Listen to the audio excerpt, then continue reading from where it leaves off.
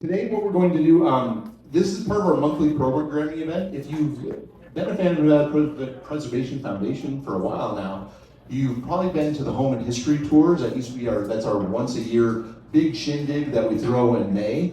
Next year it's actually going to be in April. Yeah, thank you. Next year it's going to be in April, and we've already got the dates set up. So, but we also try to do monthly programming. So this is part of our monthly programming. And next month, we're going to have a very exciting bike ride in July. It's going to be an early morning bike ride with Tina here. She's going to be taking us around downtown on Fremont Street East and the neighborhood around Las Vegas High School. So that is going to be on July 19th. So make sure you check your emails and your social media for that. The other thing that we're involved in, that I'm personally involved in, I'm going to push it on you right now, is I help develop the app. So I don't know if any of you have downloaded the Nevada Preservation Foundation application on your phone. We have tours in there that you can take whenever the heck you want. We have a free one of the John S. Park neighborhood, and it's designed you can either walk it or you can drive it. And it's a nice little free tour to see how those tours work. We have a tour of the graveyard of Woodlawn Cemetery. And we've also got some other, we've got one of the wedding chapels and some other tours in there that'll be coming up too. So, today what we're going to be talking about with our panel, we've got one of our panelists who's going to be running a little bit late, so Jason will be jumping up on stage in just a second. We're talking about growing up in Las Vegas. Now, how many people in this audience grew up in Las Vegas? I mean, went to high school? Okay, oh my gosh, okay, so we're preaching to the choir here. Is there a bunch of Vegas people? And you know, it's interesting, because like growing up, when I grew up in Las Vegas, I don't think there's a lot of pride associated with growing up in Las Vegas. I don't know if it was just me, but I didn't know. You know, I was always told that our stories, that we didn't really have any history because we were such a new town. And and as I started traveling for work, I realized that's bullcrap. We've got more stories per decade than any other city in the United States. We're punching way above our weight. And so today we've got a really interesting panel, some folks who are going to be talking about their stories of growing up in Las Vegas. And so we're going to start by talking about kind of, one of the things that as you're traveling around, especially when I was younger, if you went to a different town and you said, I'm from Las Vegas, it would say, hey, which hotel did you grow up in, right? Yeah, and that's kind of silly. So, okay, you guys hear. So what we want to do is I start off wanting to talk about like our relationship with the Strip and our relationship with Fremont Street, because as locals we know, well, it depends on what decade you're from, your relationship with the Strip and Fremont Street might be a little bit different. So we're going to start out talking to Melanie, and we're going to ask Melanie, let me get the microphone, but let me also read your bio first. Okay, keep going. Okay. Hey, what do you got? Thanks, Jason. All right. So, Melanie Polk here was born and raised in Las Vegas. Her dad came to build the dam and never stopped building things in Vegas. And her mom came to Vegas for a 6-week quickie divorce. Melanie graduated from Clark High School in 1977. We've got 3 Clark graduates up on stage right here. Go Chargers! So Melanie's had an interesting 40-year career as a lawyer throughout Nevada. She's especially proud of her work in Northern Nevada, where she helped represent Native American rights. Melanie's first concert was the old Spaceship Convention Center, where she saw Elton John in 1975. When I was talking to Melanie, I was able to talk to all of our panelists. I asked her, what's your relationship to the Strip, and what are some of your memories of the Strip? And I think you have the earliest of all of us. You have the earliest memory of something that happened on the Strip. Could you kind of explain your relationship to the Las Vegas Forum? Well, thank you for putting it all in context. I now realize I'm old enough to be history.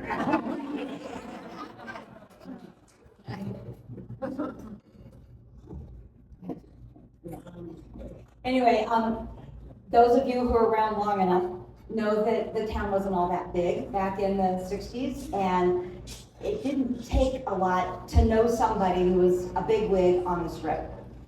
My parents met when my dad was a subcontractor at Wells Fargo, and mom was the personal assistant for Joe Wells, and he soon became the owner of the Thunderbird.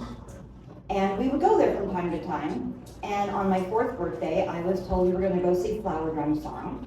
And Mom played the album now and then. I knew all the songs. And it was the Broadway Cats. And this is way back when they had a live orchestra and they had dinner service. And we had the seats right up next to the orchestra pit. And my folks knew the orchestra was going to rise out of the floor. And I was standing on my seat waiting to watch the tops of their heads become full-grown human beings with instruments. And they played Happy Birthday for me, and a cake with a sparkler came out of it. And I sort of thought the whole rest of the evening was about me.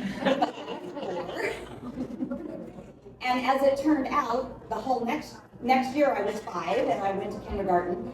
And it turns out that the orchestra conductor was my new best friend's dad. And yeah, that's just the way it was back then. But anyway, my next memory, I'm maybe 6. And my dad had been doing a lot of heavy earth moving work at the dunes because another family friend was Major Riddle, who was the head guy over at the dunes. And I don't know what the finances were because I'm 6, but we got to eat out at the dunes an awful lot. And Dad never paid money when we ate out at the dunes. And we always went to the Sultan's table because Dad was real big on prime rib. And they had this circular platform that the piano was on and the violin wandered throughout, and everybody was in these really nice suits. I later learned were tuxedos, and I just loved it. I mean, it was just delightful. And of course, we were very well behaved because back then parents could knock the heck out of you. So, one evening, again, I think I'm 6, my napkin falls off my lap, and my mother reaches down to pick it up. And I turn to my mom, and no, Mama, the man will get it for me. I don't remember going back much after that.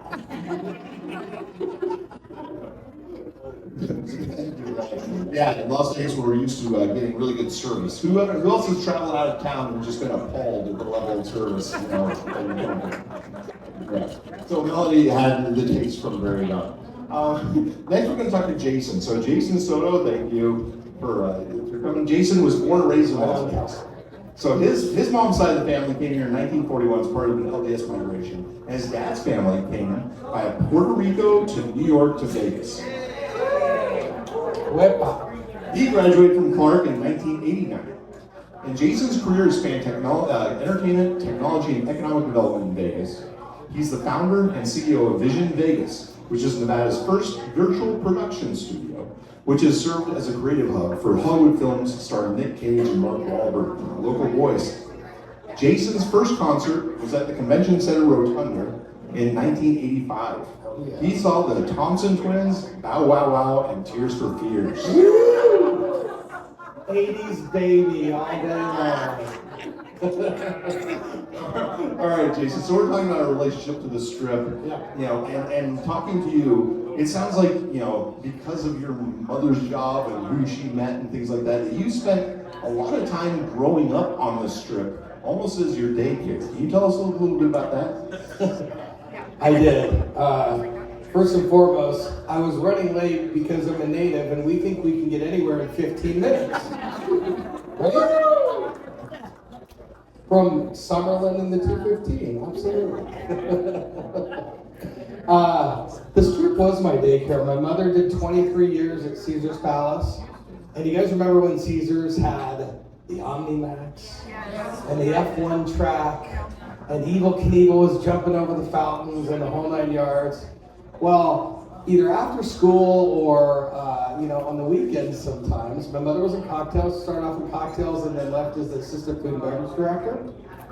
And then my stepfather at the time, Steve Greco, was the VP of slots at Caesars. So I would spend a lot of time at Caesars Palace because Steve was working day, Mom was working nights, right? She had a swing shift. And I got to hang out in the count room, or the coin room. So while they're counting money, I'm hanging out because that was the safest place for me to be. But if not, then I was running around at the OmniMax. I was playing upstairs at the arcade that they used to have, if people remember the arcade upstairs. And then if I wanted to get, a little rambunctious, then I would go hide out in Cleopatra's Barge. Because as a 7 to 10-year-old kid, I just wanted to see Cleopatra's boobs. And I was the huge Cleopatra's Barge. But I did. I spent a lot of time there. I saw I saw Leonard Duran 1 and 2 at the Pavilion. We saw all of the tennis matches at the Pavilion as well. And I remember Rodney Dangerfield always used to hit on my mom. He'd be like, hey, how you doing? You want to go to our room and smoke a joint? He always hit on my mom. And that's like, when you were a goddess at Caesar's Palace, right? You had made it to the top level rung in cocktails back then with, the hair thing and the boobs out and all that yards. It was a lot of fun. So. When did you realize that was a weird thing? Like growing up in Caesar's Palace? Like how old were you? His therapist told me. Yeah. I realized it was an odd thing because I've got a good amount of family in the gaming business, and when I would tell them that I'd be in the count room, like, how'd they let you in the count room? And I was like, well, my mother's best friend, used to oversee the count room, and so that was the safest place for me. They just keep your hands in your pockets while you're sitting in there. And then if it wasn't the count room, I'd be in the quarters count room by the cage and sitting around, thousands and thousands of dollars worth of quarters and nickels and everything else when they had those big rooms back then. And it was boring. That's why I always ask, man, I need to go to the restroom. Because the restroom was by Cleopatra's Barge. You had your own security detail too. I did have a security detail, yeah. I couldn't make a move in that casino without security knowing where I was. So they always knew where I was. And everyone, back then, security was on the same channel as the slot bosses and everybody else. Everyone pretty much had kind of a single channel back then. So yeah, I could run around freely, not thinking anything of it, but yeah, they knew where I was the whole time. Yeah. All right, so that's interesting. So again, when people say, did you grow up on the Strip or did you live on the Strip? I mean, a little bit. So now we're going to talk to my dad, Cliff Rogers, here. So, yes, when I wrote think about people who had good stories, I definitely thought of them. So, Cliff moved to Las Vegas in 1962 at the age of 8. Cliff's family transferred to Las Vegas with his father's employer from Salt Lake City, Utah. My grandpa worked for Young Electric Sign Company, Yesco. He was in the sheet metal department. So Cliff has had a variety of jobs, settling into the general construction industry as a project manager. Some projects he was involved in were the Cannery Hotel Casino and the movie theaters, remodeling a bunch of multi-story office buildings, and being a principal with the design and construction of the Skywalk at the Grand Canyon. He's been married for 47 years, has 4 children, 11 grandchildren here in Vegas, and lives in the northwest part of the valley in the home his wife designed and he helped build. His first concert was at the Aladdin Theater, probably around 1970, when he saw Linda Ronstadt.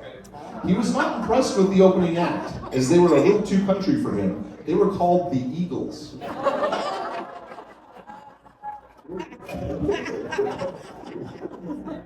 So, my dad's involvement in the Strip is a little bit different because that's where they went to go visit, Grandpa's work.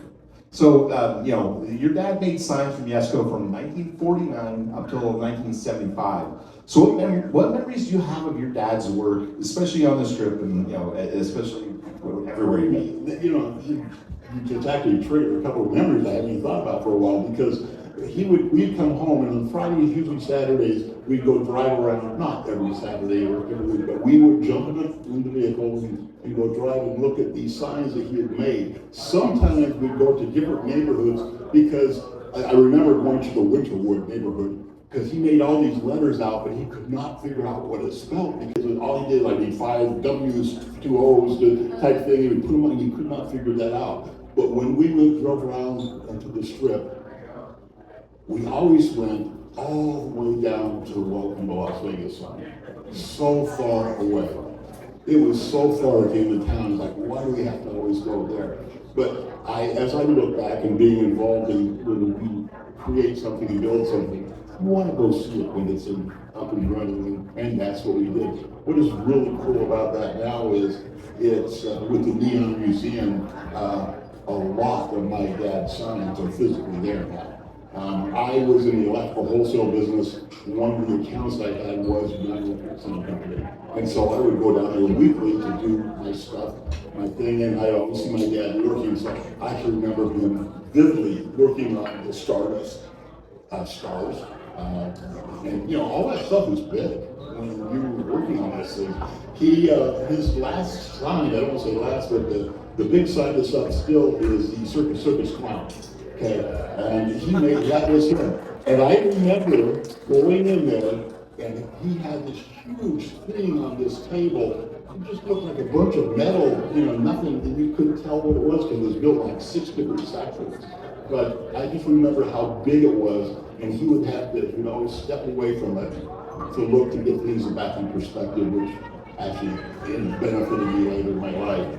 But one of the early memories I had was, I'm sorry, excuse me. Thank you. But one of the early memories I had is when we first came to Las Vegas, we only had one car, and a long story, but we'd be taken all around to school, and we'd take my dad to work early, the first stop. And I'll never forget because we got there a few minutes early, work starts at 8 o'clock, and in those days you walked in at 8 o'clock, and that's, the whistle blew whenever you started. And there was a guy, kind of sad to say, he came over, and he had this cowboy hat on, he was kind of wiry, and he had the shakes. And I can remember him asking my dad, he goes, "Hey, Dale, you got some money, I just need to get a drink before I get going." And it was, I didn't understand that at all. And he said, "I can't help you, I can't help you." And the unique thing was, as soon as he walked away, he said, "Cliff, you know who that was?" I go, "No." He goes, "That's Vegas Vic right there. That's the model for Vegas Vic." And I remember it's exactly what he looked like. I mean, he was spitting image. So I can say that I met Vegas Vic.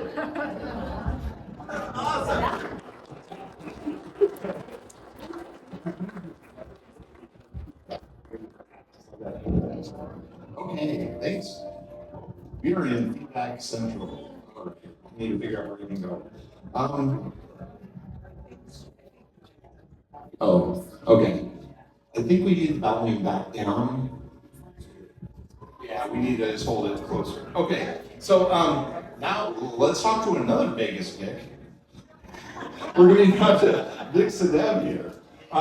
So Vic has some very interesting stories about I'm going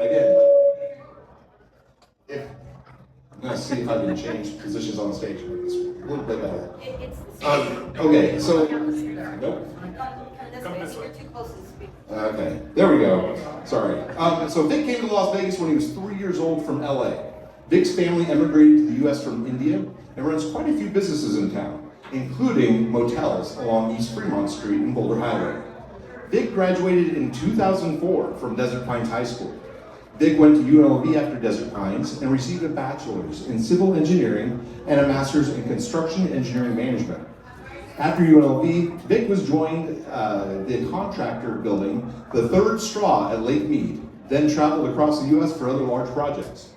Eventually, he returned to building a project at the Nevada National Security Site. We all call it the test site, come on, as a project manager. And Vic's first concert was Drake at the Hard Rock.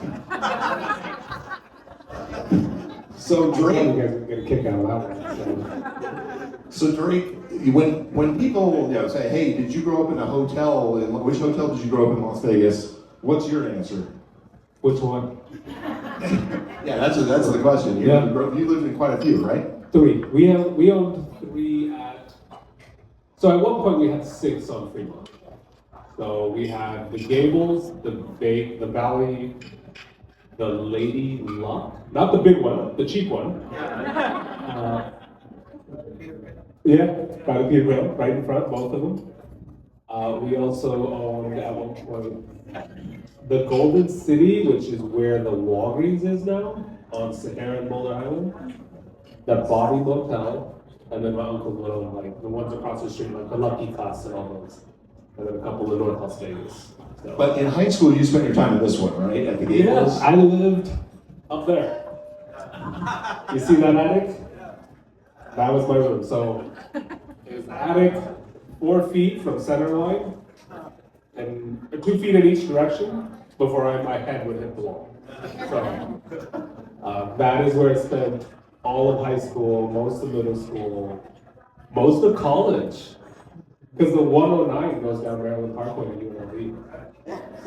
So what was it like growing up again? And this was in when, the early 90s, mid 90s, 2000s, right? When you were there. And so you've seen Fremont Street change quite a bit. Like some of these people remember when Fremont Street was cool and used to cruise it, right? And that was definitely not the case when you were growing up, right? It was cool when they were younger. When I grew up there, it was like top 10 murder zip codes. And so that is my initial memories of Fremont Street. So growing up, do you remember when Metro sent out anytime you stayed on a strip or in a hotel, you had to take a photo or fax their IDs to Metro Central? And they would run checks on them, and then they would show up if something came back. So that was that time. So I remember faxing IDs to Metro. And did you end up so you set a fire and saved somebody from a fire in this same building, right? Can you tell us about those two stories? Okay. I'll say when I saved the fire, the same motel, 16, just had my driver's license, drove home. This was such a bad area that there were people that were addicted to substances, had other issues. There's a couple staying there that obviously had those issues. They were month to month or week to week or whatever they could afford. And the husband had left, the lady was there. She ended up getting high, and her pipe and her lighter rolled and lit the curtains on fire. So I'm pulling up, and I see my dad's business on fire. I know what's gonna happen. He's gonna get on me. It doesn't matter what they do. So I run and I punch the door in and grab that lady and brought her out and we called 911. So that was when I actually helped. Right? The other side that you're hinting at was just like growing up in Las Vegas, we all love fireworks. So I happened to get my hands on some bottle rockets that I should have gotten. And you know bottle rockets are uncontrollable. I lit one off, and you see these palm trees? There's a couple of them on this property and even the one next door. One took off, made a right instead of a left, and the palm tree lit on fire. So just like the story of everybody knows everybody, fire department pulls up, they look at me and they're like, "Aren't you so-and-so's grandkid?" And I'm like, "Yes, sir." He's like, "Get in the truck, we're taking you home." And so they drop me off in front of my grandfather. And you're 16, get dropped off in front of your grandpa, who's super old school, where you can get away beating kids. Yeah, that happened. So, and that whole neighborhood was like I used to call a guy and a lady uncle and aunt, like Aunt Judy and Uncle Champ. Didn't know what they did. Champ and Aunt Judy was a sex worker. Champ was her boss. And I remember Champ pulling me to the side and he's like, "Don't ever stay here. Like, go to school, get out of this neighborhood." So then East Vermont became cool, and then you kept staying there, right? Like I kept you were staying there because you were there during the kind of the resurgence of Fremont. It's even before Tony Hsieh brought all the money, correct? Yeah. So what was that like? Fremont Street, when it started making that turn, best memories of my life. You tell me, like, we're gonna do something, we're always gonna be on Fremont Street. We're gonna start at the B, everybody meets there. I don't know if anybody remembers the B. Grab your beers, then we're gonna go to the Griffin, then we're gonna go to DCR, and then we're gonna go to Glitter Gulch. Like, that was the rotation every other weekend. Yes, so we've all seen the town change quite a bit while we've been here, right? It's just amazing how, when I was born, there were 300,000 people in town, then I just hear, we're gonna hit 3 million, soon. It's just absolutely nuts. But one thing, I do want to talk about some of our family traditions, because, growing up here, like, we had a tradition of, like, we'd drive the strip all the time, and Melanie was telling me about a tradition that she had.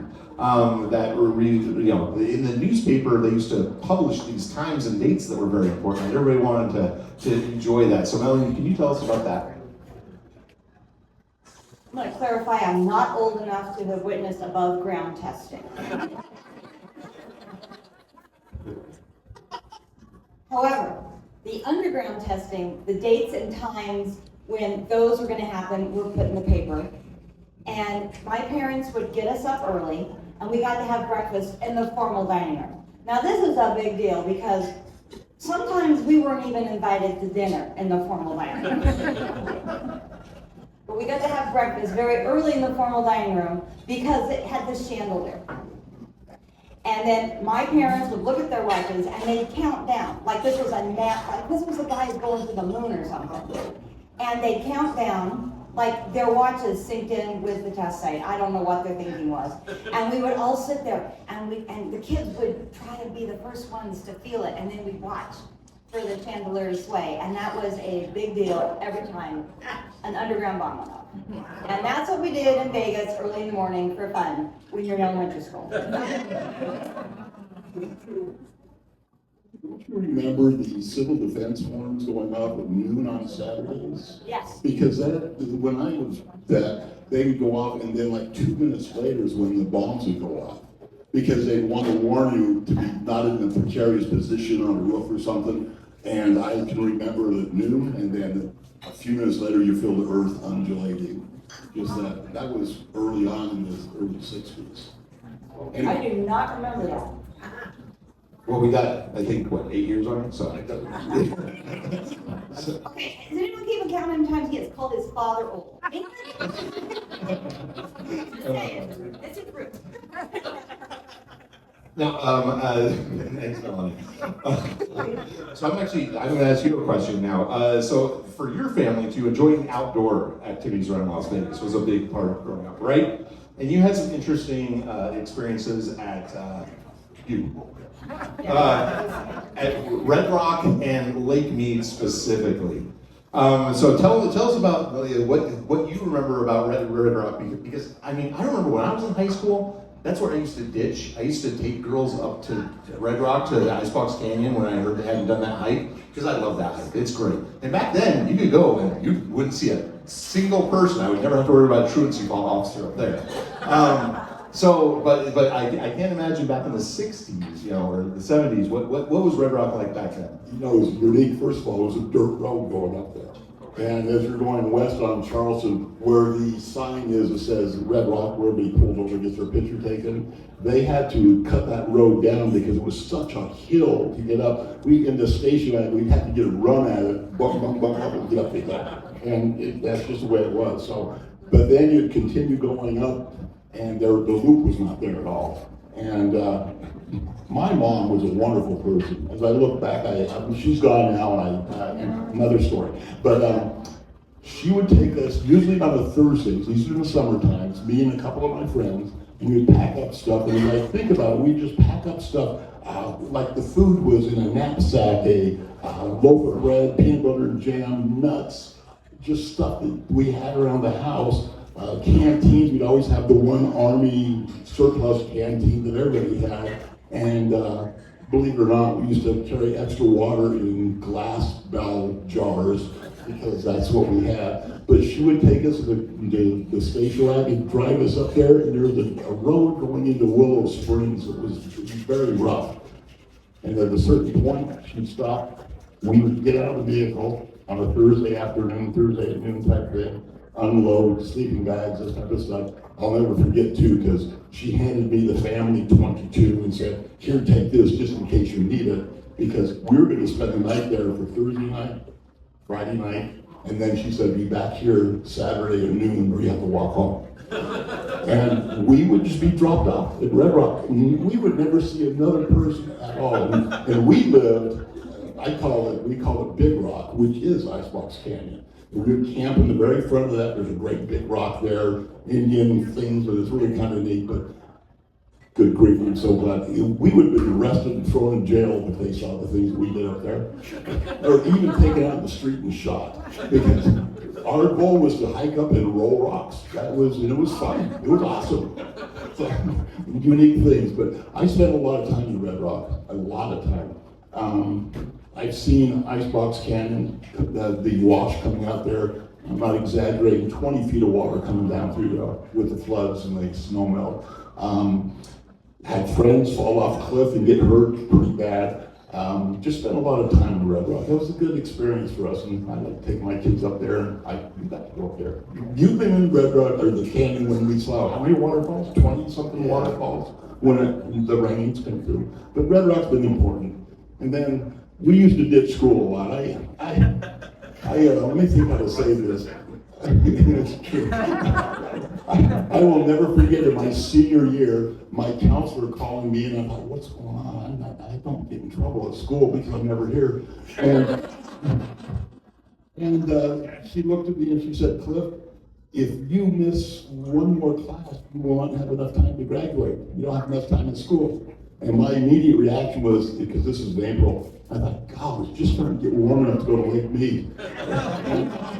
So I went to school for the rest of that period of time. I actually enjoyed it.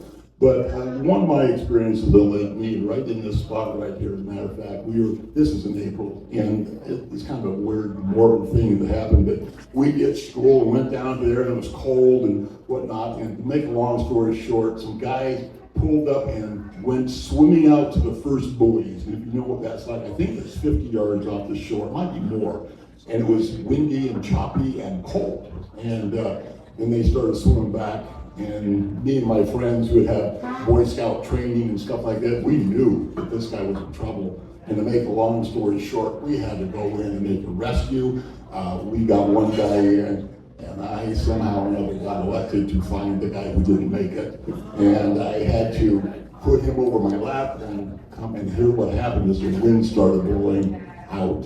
And it was quite a chore to backstroke all the way into the shore. And then, of course, since we were ditching school, we got in there, the police are there, all the people are there, and we're like, oh man, we gotta get out of here, we're gonna get busted. So we just literally got in the car and drove off. Because I didn't want to get in trouble. But it was fun until I told my mom. And about 3 days later, she put a little article on my pillow that said, 3 unidentified youths rescue, blah, blah, blah. Oh, I wish I had that. Anyway, we spent a lot of time at the Lake Mead, and I don't know if it was in your generation, but everybody used to go out to the cliffs.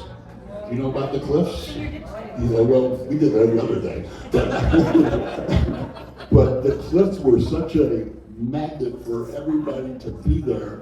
A lot of weird things happened, a lot of unique things happened. I remember jumping off those cliffs and losing my shoes because you had to wear your shoes down to get there. But it's such a unique thing that does not happen anymore.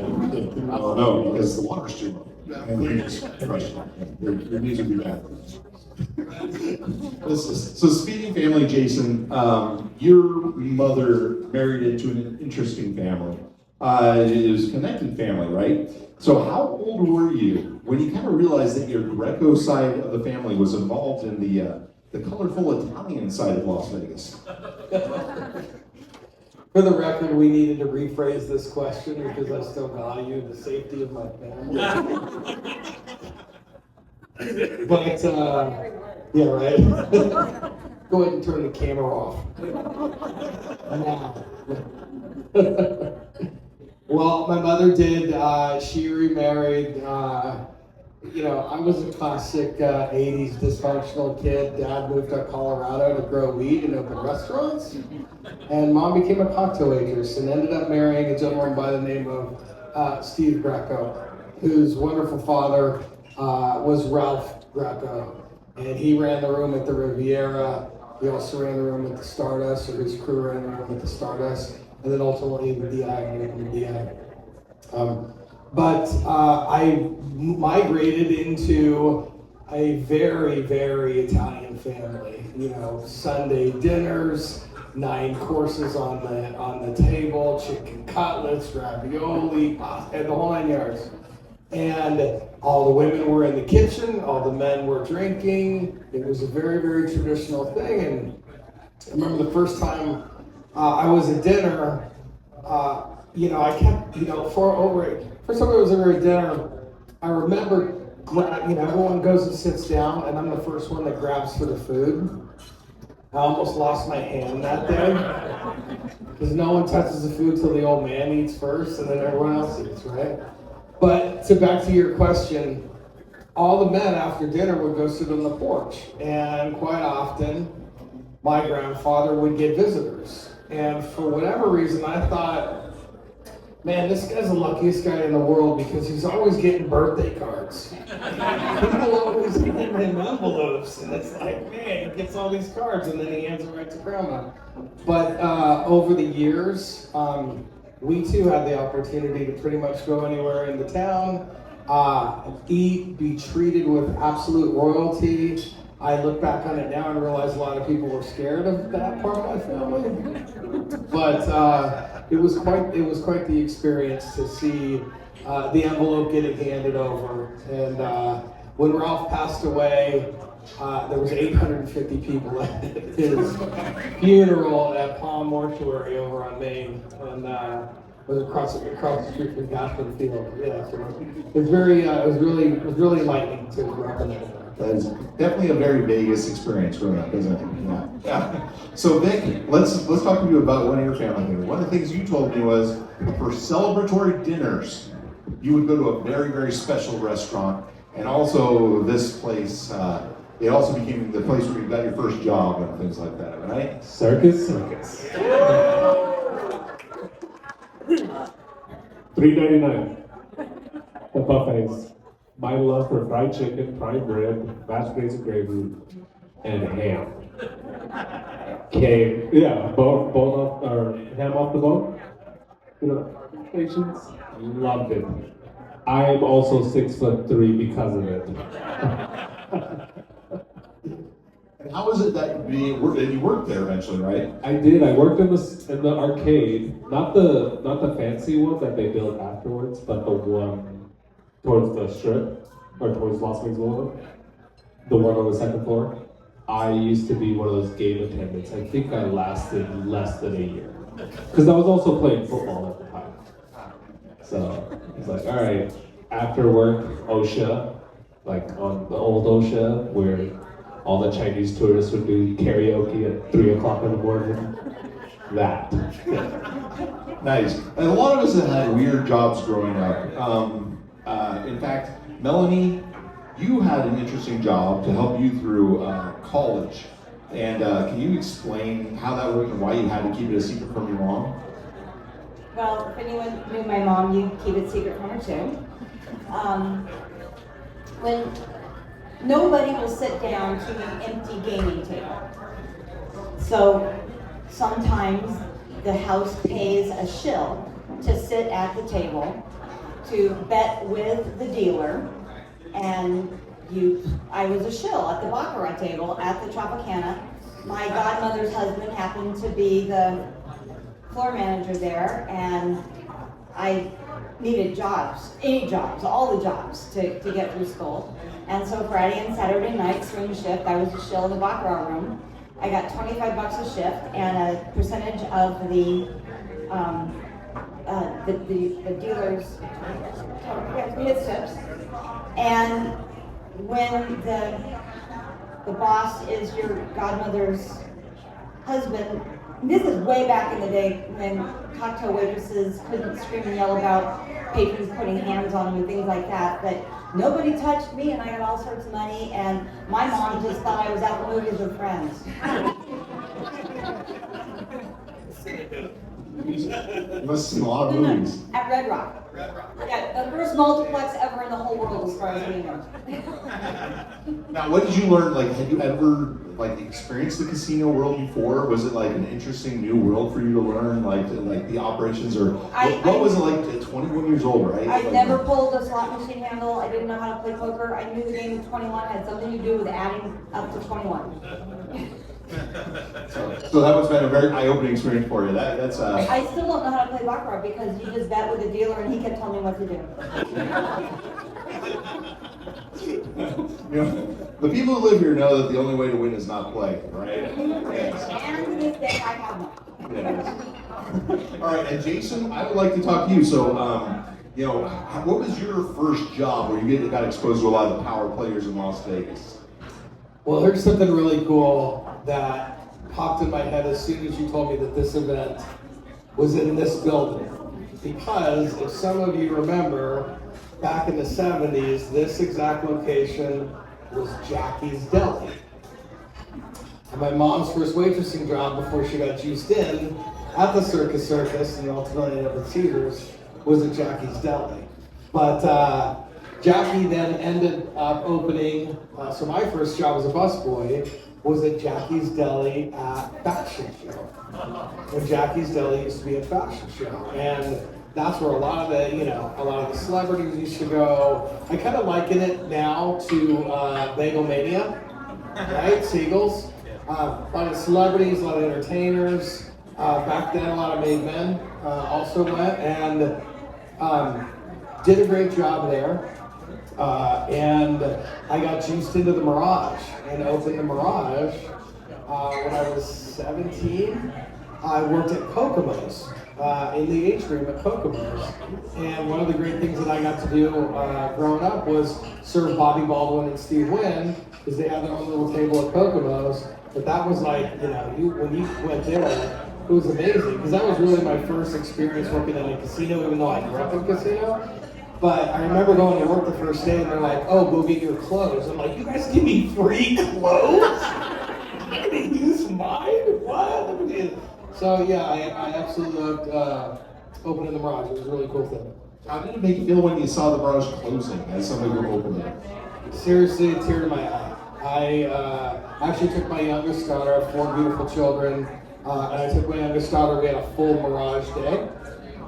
Hit the pool, dolphins, walked around the property, then we went out front in ballet and took a bunch of pictures, like, in the grassy area. Yeah. I don't know if we ran out of batteries or... Mic check, no? Okay. We're good. Okay, cool. Yeah, no, that is interesting, is that we've all seen casinos come and go, especially, the different ages. And at the end of this, I'm gonna actually ask each of you which of the casinos, or which of the places that you miss the most is gonna be our little lightning round here. Okay, so now we're gonna switch over to Vic, and we're gonna switch it up. We're gonna talk about something a little more serious, I don't know. But growing up as an Indian kid on East Fremont Street, what was it like? Like, how did that shape your experience growing up there? Like, especially, going to school on the east side and things like that. What was, I don't know, when did you notice that it was a little bit different? So my 7th grade English teacher is right here.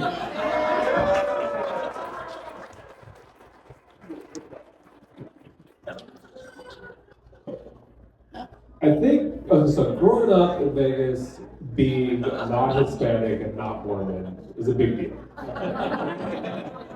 So I think I was the one Indian kid in a high school of 3,000. You definitely felt it, absolutely felt it.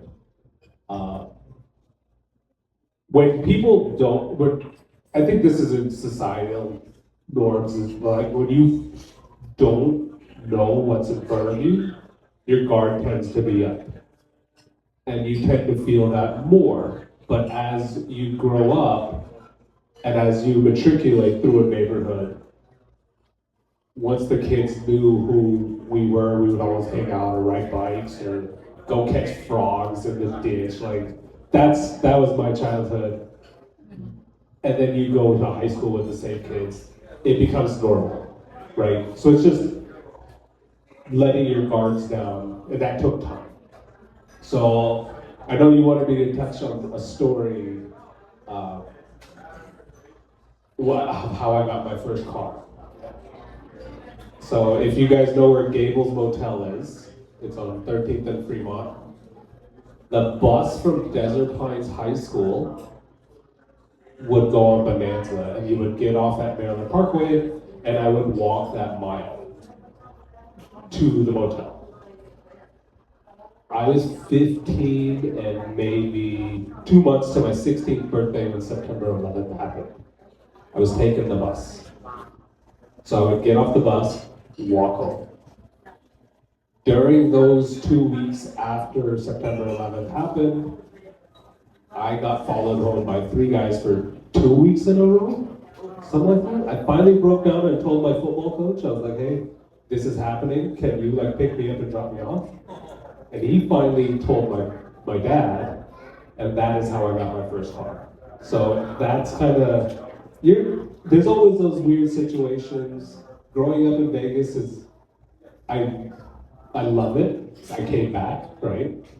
Love Vegas, love everything about it, but there are those outlier events that happen that, really mold our perception moving forward as well. So, but hey, I'm still here, still kicking. Well, it is interesting. Because growing up in Vegas is interesting. It's a cultural melting pot, especially more now than ever. In fact, I was the last little group of the 6th grade center experiment, right? In fact, when I went to 6th grade, I went to Mabel Hogard. And that was in 1992, which was also the year that the Rodney King riots happened. And part of the school was actually damaged during the Rodney King riots, which was interesting. And also, but I think it worked because. Well, go ahead. Where'd you get this photo? Facebook. You told me to go to Facebook. That's on my face. I gotta take it down.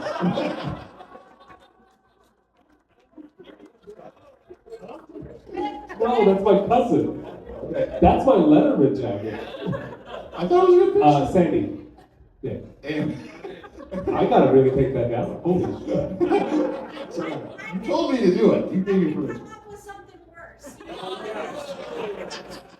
So, but growing up, I thought the 6th grade center program worked because, like, I remember, my best friend at the time was this kid named Zell, and I remember asking my dad to go. I'm like, hey, I'm gonna have a sleepover with Zell. I'm gonna bring the Sega Genesis over, and we're gonna do that. And I remember my dad bringing me down there for a sleepover, and he was kind of nervous because of, and in fact, that leads us to one of the last questions we're gonna ask is actually, Cliff, going to school here in the 60s, it was a big decade for racial issues, right? There were some of the things that you noticed as a kid about the racial attitudes in the 60s.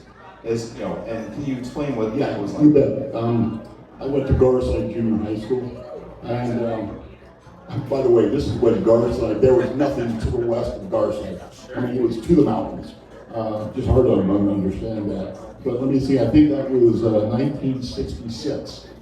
Your first day in junior high school is kind of a big deal. And I remember getting out of a PE and looking at my card to see what classroom I go to next.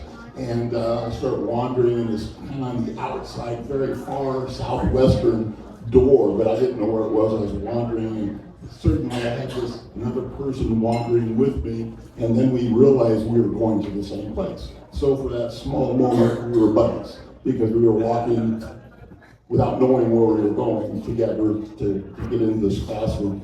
And I can almost remember his name, but it doesn't matter. And he was black. Didn't matter to me.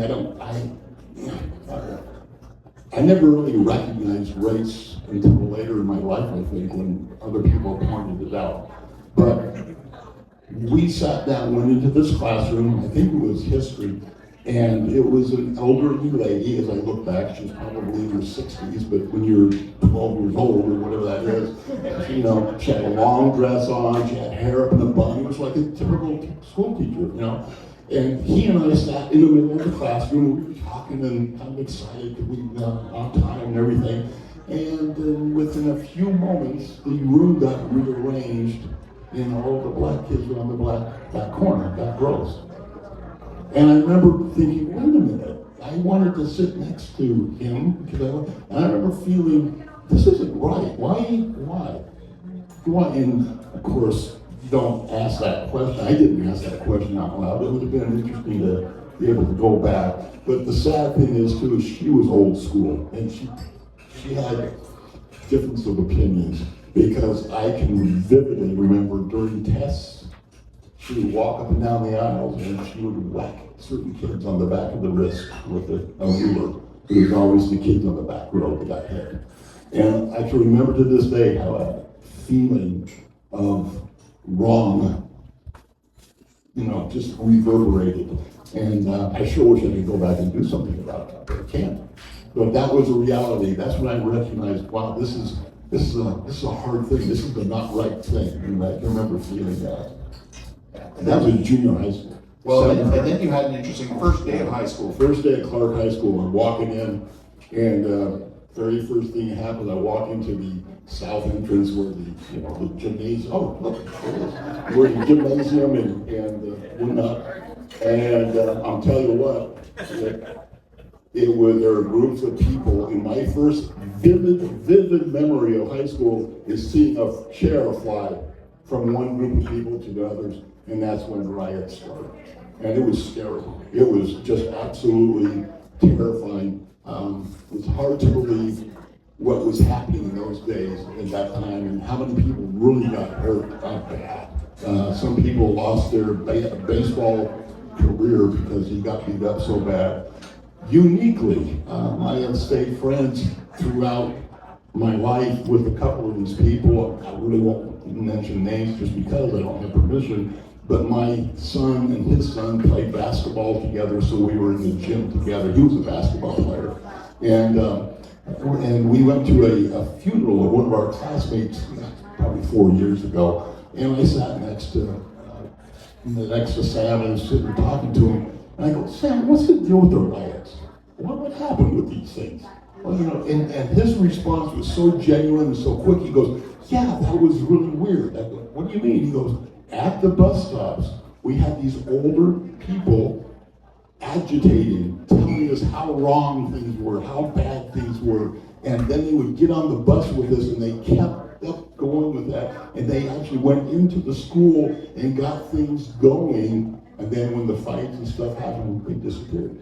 And he told me later, he goes, there were the Black Panthers out of Southern California, and he said those started because of that. And it always was, as I look back now, it was really scary, and there was a lot of violence. But things mellowed out, and it was interesting because it was over after, oh my goodness, maybe 6 or 7 weeks. It was just completely over, and it was almost like nothing happened because we were still friends. Everybody still got along, and I don't know. I just remember that was a very odd time and a very scary time too, if you can think about that. Thank you. Melanie, we're going to end with you talking about, how do you feel like your education at CCSD? Because you've been a successful lawyer for a long time. You've been able to do some amazing things in your life. How do you think CCSD set you up for that? Let me first say, I do not know how they do it now, because my kids have been out of school here for a long time. And my kids had a great education here, so as far as I can tell, everything's great. Way back in the day when I was in Hyde Park Junior High School and then Clark High School, we were indexed. I'm guessing it was through tests. I don't remember how I got indexed, but our classes were taught for whatever index you were. So 1 to 5, 4 to 7, whatever. And the 8 to 10s, and sometimes 10 only, were in certain classes. And so I was always in the 8 to 10s, or the 10 onlys. And so we were always competing with the people at the same level you were. So did that prepare me for college, where you were always competing with other kids who were ready for college? Yes. Did it prepare me for law school, where everybody was going to kill you for the same grade?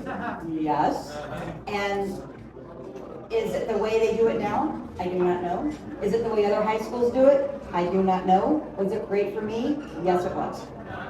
And that's all we can do, is we all have our own experiences. Everybody, I like this panel because we got kind of an interesting group of age ranges and things like that. And in the room here, we're going to be opening up to some open mic in just a moment, where we can talk where if anybody feels like they'd like to, we can pass one of these microphones around and we'll have somebody work the audience and send that out. But the final thing, okay. I'm sorry, I just thought of this because I was thinking of Fremont Street. Do you remember, we used to cruise Fremont Street, that was crazy how many miles we put on Fremont Street. But do you remember that there was a silver dollar glued on the center line? And you could tell who the rookies were for cruising because they'd get out of the car and try to pick it up. It was epoxied onto the road. And I got caught. I tried to pick it up one time and then, I was really cool because I laughed at the other guys that tried to do it. Okay.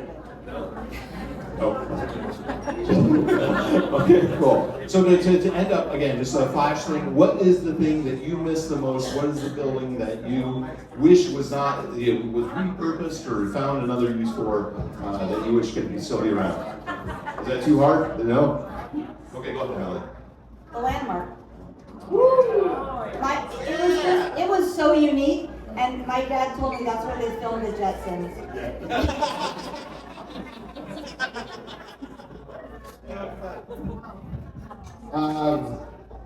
I've got an odd one, but I was best friends with Woody. But does anyone remember the Westward Ho? Yeah, the Westward Ho. We, as kids, right? We all, and the kids still today, because my daughter's 18, she does it. They all used to hang out at McDonald's on the strip, right, by Circus Circus. It's lots of fun. And because his father owned Westward Ho, we got to hang out in there all the time and for free. And I miss that whole little part of the strip that's now totally gone. I miss the Mint Hotel sign. That unique thing. My dad spent a lot of time on that. And in fact, he has a story about the Sahara. Let me just throw this out real quick. The Sahara pylon sign. He was up there making some repairs, and somebody said, "Hey, we need to replace the bulbs. So while you're up there, would you do that?" So here he is doing a job he doesn't normally do, and he's up there. And he's like, I just want to check one of these. He's up there, 40, 50, 60 feet, whatever it is. And so he says he's up there doing. He looks around and he chucks one down. And he's watching it, and right then somebody came walking out of the port of the church, and he said, "I saw this guy walking. And I saw the bolt going down, and he goes, I'm trying to get around the other end of the sign, and it literally hit right behind him. Did not hit him, hit the ground behind him, scared him to death, and he said he looked everywhere but up."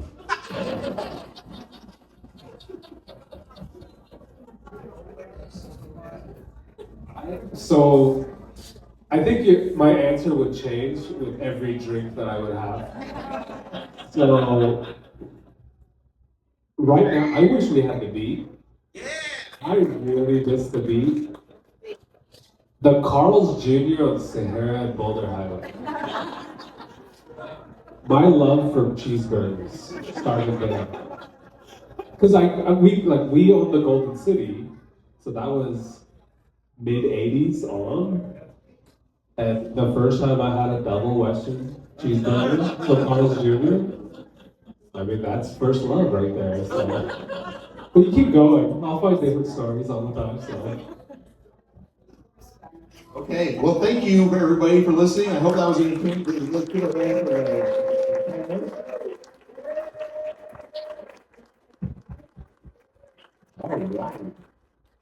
anybody have anything, again, let's get the microphone, move back. Everybody want to put their hand and share, or we can call it a day. All right, we got some people. Yes, the question that I had, when you all were growing up, of course, the desert was around, there's no suburbs. So where were where were the different neighborhoods when you grew up? What, you want to know everybody's neighborhood? Like where, What are the streets or the areas? So, you lived on Jones and Fremont. I remember a street sign saying Jones and Fremont Street. Okay, and that's where 95 is now. Because I grew up in Alton Jones in that area. That's the Sproul house. I don't remember neighborhoods having names. They have names now, and people say them like I'm supposed to know what that means. and they say them about the neighborhoods I grew up in, like I'm supposed to know what that means. They have names now that they didn't have then. I can tell you that Rainbow and Sahara. Rainbow was a dirt road after that. And you have large swaths of desert between Henderson and Las Vegas. I live in Henderson now, and I don't know where it ends and Vegas starts. And as far as different neighborhoods names, that's a thing of creation now. It wasn't then. You know where they grew up, right? Early, it was Bonanza and Pecos, kind of my child haven and all that whole area right there. Yeah, Coral Reef Way, I will never forget that street.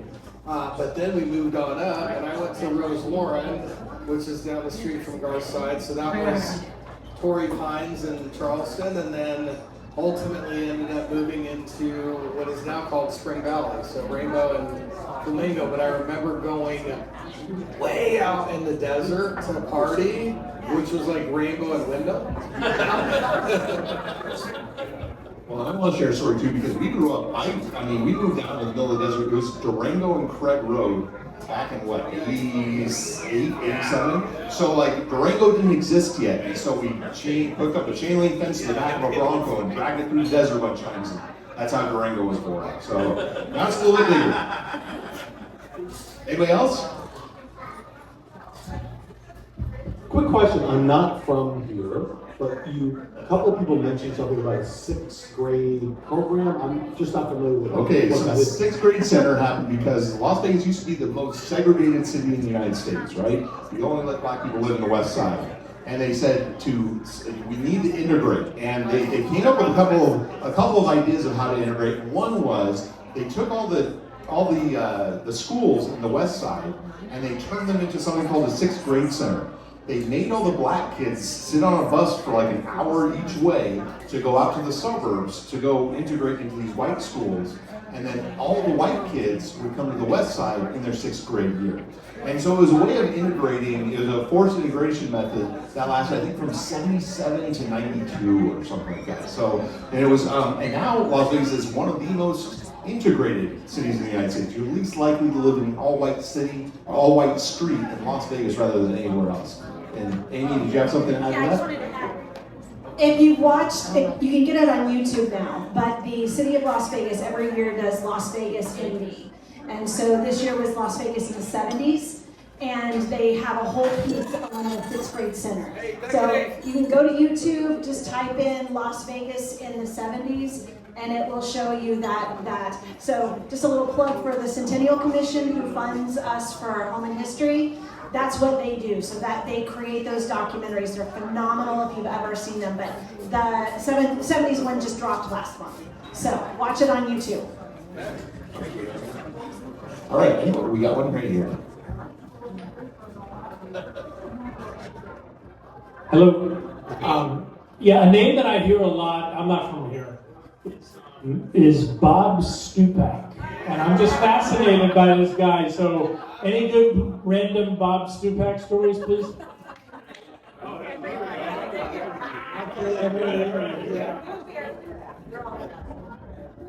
Well, Bob has stopped by the house a few times back in the day.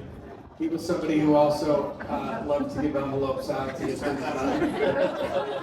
But I think a lot of people remember the great old, Vegas World story when Bob Stupak, he got divorced and he starts dating, and the first lady he dates, something happened. I think cheated on her or something, but to get her back, he pulled up with a full box stand, like a 20-foot box stand, full of roses for the lady. But yeah, Stupak in Vegas World. He was. If you really want to check him out, there's a great book that everyone should read. I had an opportunity to read it. It's called Sharks in the Desert. And one of the old editors at the RJ actually spun off and wrote it. But Sharks in the Desert's a great story, and it goes through Stupak's era.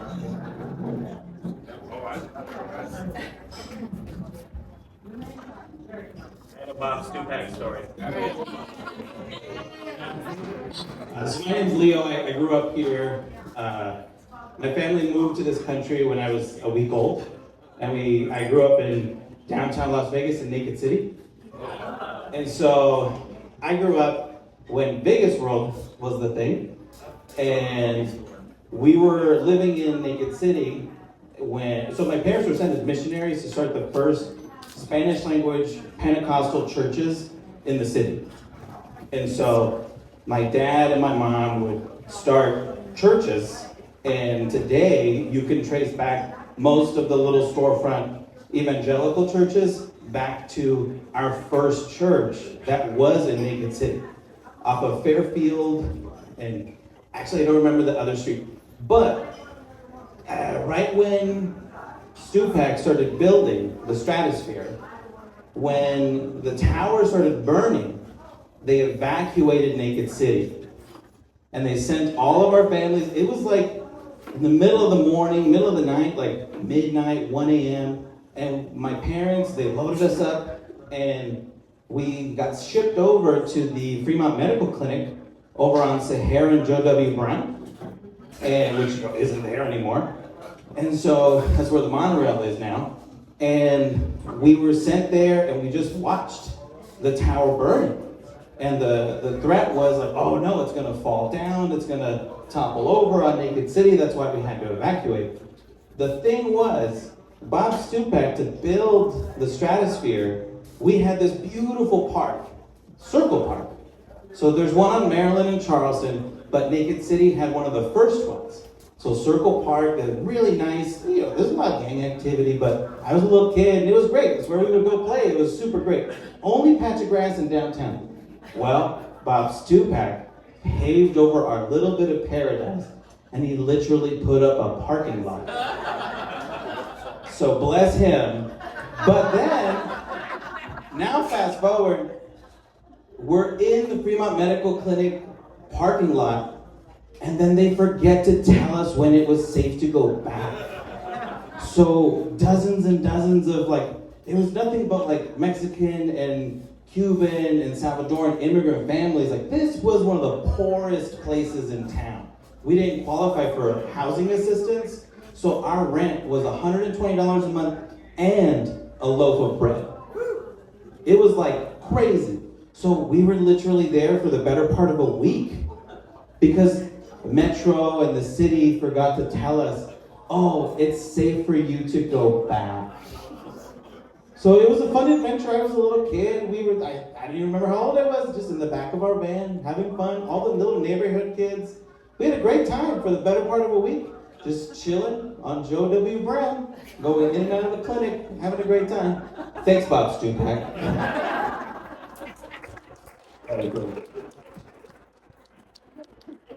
All right. We have time for a couple more if you like. All right.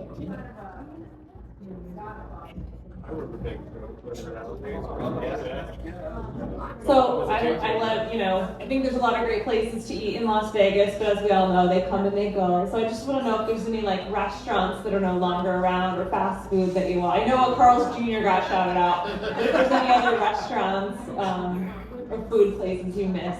Oh yeah. Okay, mine from high school was Enigma Cafe. So we used to go hang out there, the LVA kids would go out there and act like cool beatniks. So yes, that was mine. They could just do all of these. Alpine Village was, that's where we took the girls after prom. One of the places that's still around, but it's not like it was it used to be, and I used to work in the kitchen, Chicago Joe's. Shout out to the lovely men in the tuxedos at Sultan's table. I got a couple. Kebab Corner on Fremont. Yes. Oh my God, I still dream about that. Slots of Fun is still around, right? But they lost their charm. They had their footlong hot dogs for $1.50. Yeah. One of the first Indian restaurants in Vegas, I remember running around in the back alley on Paradise and Flamingo. It's where it's now Butcher's, used to be Ruthless. There used to be an Indian restaurant there, one of the first in the city. No, Marrakesh is the other. It used to be called Shalimar. It used to get so hot. They didn't have AC. They put their tandoor oven in the back street. I remember them making tandoori chicken. So guys, I told you guys this earlier. I'm 6'3". These are the reasons. Like, I'm 6'3", 300 pounds. Oh, sure. Another classic one, it's a buffet now, but one of the finest dining restaurants in town was the Bacchanal at Caesar's. Yes. Yeah, and we threw out those shrimp cocktails. What were they? 50 cents at the Golden Gate? Yeah. Used to go get those for lunch and bring back 20 of them. Jerry's Cafe, so to say. Jerry's Cafe still around. Il Cortez Cafe used to be amazing too. I mean, all the pie stands, there were like 5 or 6 of the pie stands rotating around. I used to ditch school and go there for breakfast all the time. I was at Jerry's yesterday. Well, I think that, anybody else, I think we're going to wrap up there. Thank you everybody for So coming we out. actually have one more person who's going to share a story. Okay. We're waiting for them to come up. I believe the proprietor of our venue this evening would like to say a few words. So he's going to come around. If you want to tell another story for a moment, and he's going to come up. Oh my word. Does anybody have another? There's a question right there. Oh, yeah, that's right. Amy? Yell it out. We need the mic. All right. Amy, I think we got somebody else who wants to share. Okay. All right, good. All right.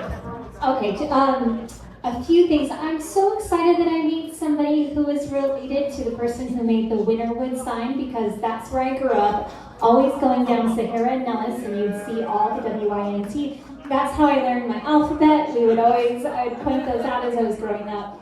But just to get a feel of what the east side was like, Sahara was a dead end by the golf course. And so I had all of Sahara to ride my bicycle, and no cars would ever come. And one day, I'm probably 12, maybe younger, and I decided to go a little bit farther. So I go around the golf course, and I head out a little bit to Nellis, and then I go through Spyglass Hill, and I keep riding, and I keep riding, and keep getting farther. I pass Vegas Valley. I go down Cabana, I see cows.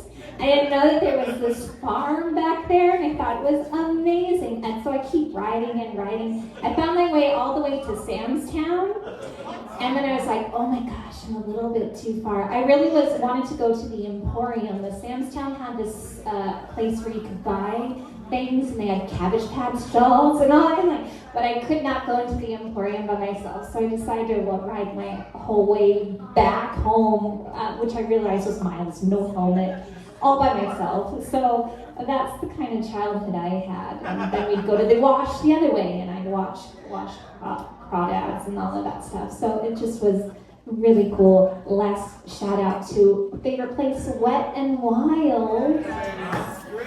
We would always look at the clock on the Sahara to know when it was time to go home, and our parents were going to pick us up. So shout out to that big old sign. Awesome. Thank you. Thank you.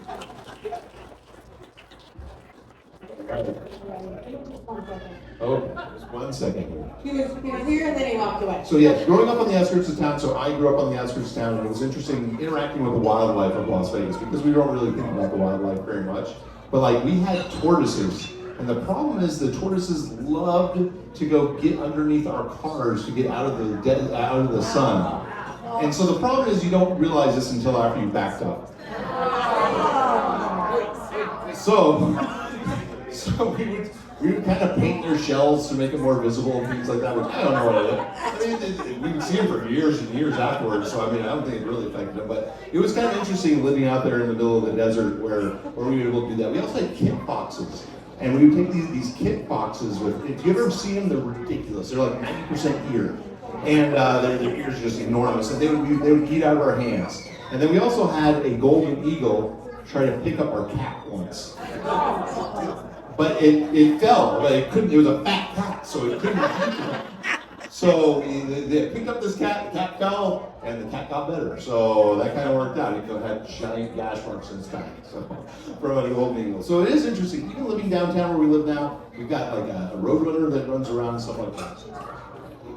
So I think he got a little bit busy, but they did want me to let everyone know, once the show is over, they have some openings for their next show going on in the showroom, and they'd like to invite everyone to stay and see the next show in the showroom that's going to be following tonight's programming. Thank you, everybody. Thank you for coming out. I don't know, but I have seen lots of shows here, and I'm sure, do we know, do you guys know what's the next show that's going on in the showroom? Every day is a surprise! Thank you guys. Thanks for coming.